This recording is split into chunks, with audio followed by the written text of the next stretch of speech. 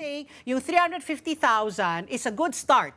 No, it's a baseline. Yes, it's a good start kasi Oo. 'di ba? Before that, wala namang nag-uusap tungkol sa income tax exemption. Everyone was calling for VAT suspension, Yeah. excise suspension, pero tayo yung nagsimula dito sa ASPN, sinimulan natin pag-usapan na ang pinakamakakatulong sa middle class, hindi yung suspension, kung hindi increase ng tax exemption or yung take-home pay. Oo. Kumbaga, increase the purchasing power of our middle class or yung mga manggagawang Pilipino. And I think that's exactly what happened sa SONA. There was an admission na talagang we are overtaxed and underserved. That's why the government is giving us this break. In fact, I don't want to call it tax relief kasi it's a permanent amendment of the tax code na from 250, of course, our proposal is 1 million, pero ang gusto nila at least an additional 100,000 tax exempt. Ang computation dyan as simple as times 15%. So, ibig sabihin, additional 15,000 savings na hindi na ibabawas sa sweldo ng ating mga manggagawang Pilipino. But again, kapag ni-revisit ito, yung proposal natin ng both houses, Congress and Senate, Ala. nila na may mga sources naman tayong in-identify sa revenue loss and what the government will gain. Kasi it's all gain for the Filipino people.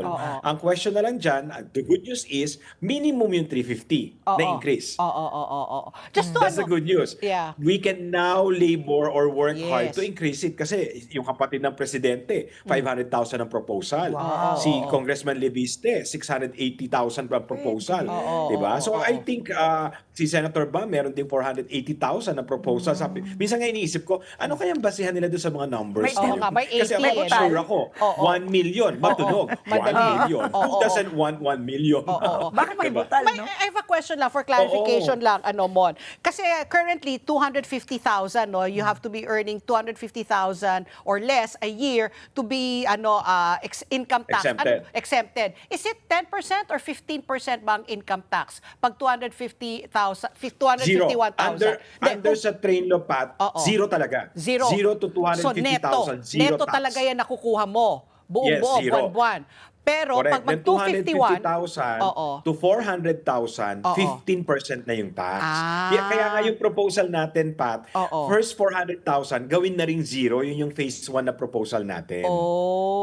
so Kasi nga, nagiging sinunod ko yung graduated tax table. Kaya nga sabi ko sa inyo, hindi ko alam kung anong basihan nila, ba't iba-iba yung number nila. Ako, yung graduated tax table ang sinunod ko na from the first bracket na zero, gusto ko iangat dun sa second bracket na hanggang 400,000 zero. Then next year, hanggang 800,000. That's the third bracket, which is subject to 20%. Ang proposal ko, gawing zero din.